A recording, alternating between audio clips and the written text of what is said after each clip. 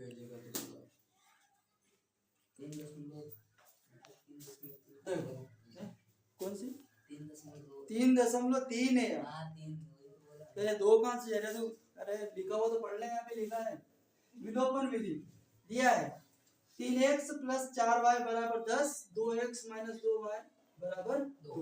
ये आपको दिया गया है, विलोपन विधि से करना है। दोनों चर राशियां x और y, इन दोनों में से किसी एक पद को अपने को 0 बनाना या उसके गुणांकों को बराबर करके उनकी वैल्यू को क्या करना है, खत्म करना है।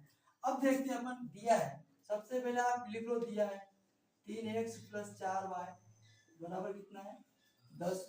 दूसरा समीकरण आपके पास है 2x - 2y बराबर।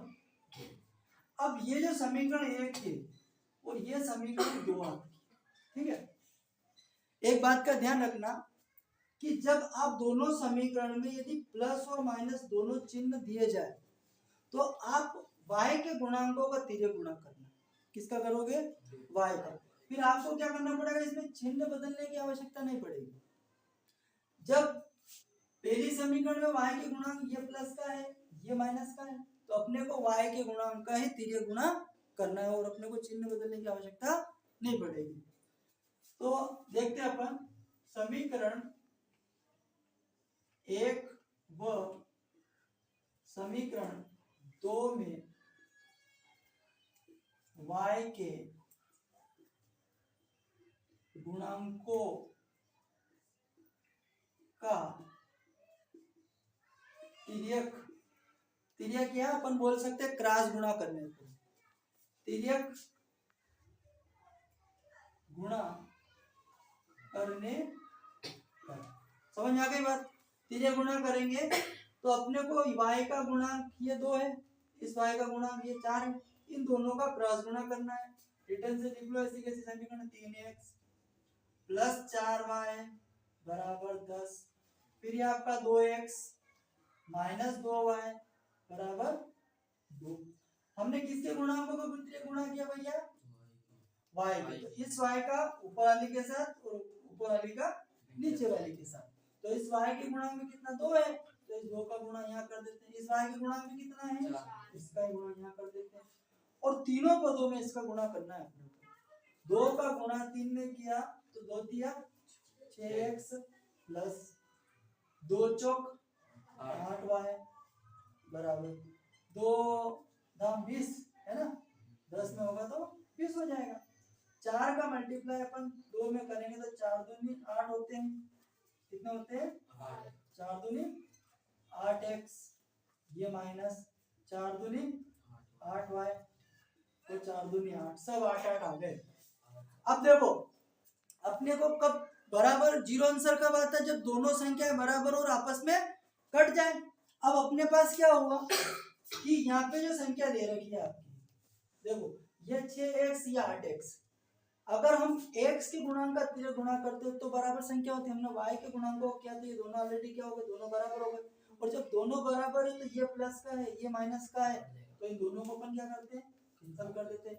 या अपन जोड़े या घटा है तो भी ये जीरो आंसर आएगा, इसका आएगा ना।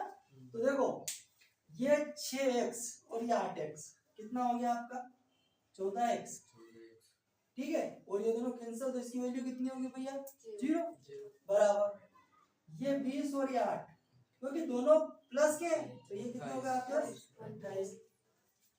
अब x की वैल्यू निकालना है तो इसको क्या पहुंचा देंगे, x बराबर 28 बटे ये 14 में चला जाएगा बटे में, तो ये हो जाएगा आपका 14।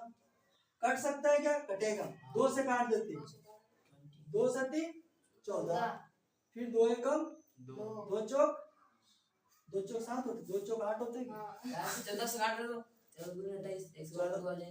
और ये और बढ़िया, वेरी गुड, दिमाग है भाई तुम्हारा, वेरी गुड। ये आपके पास में कितना है भैया, ये आपके पास में 28/14 है। अब क्या है कि गलती है अपना 14 पढ़ा आता नहीं है ना, 14 से काट दो, 14 एकम 14, ये 14 दूनी कितने हो गए 28। तो x की वैल्यू कितनी आ गई भैया, x की वैल्यू 2 आ गई, x की वैल्यू कितनी आ गई 2 आ गई। अब अपने को निकालना y का मान भी निकालना पड़ेगा क्योंकि दो अचर वाले समीकरण पढ़ रहे हैं अपन, तो दोनों के मान चाहिए x और y के। तो x के मान को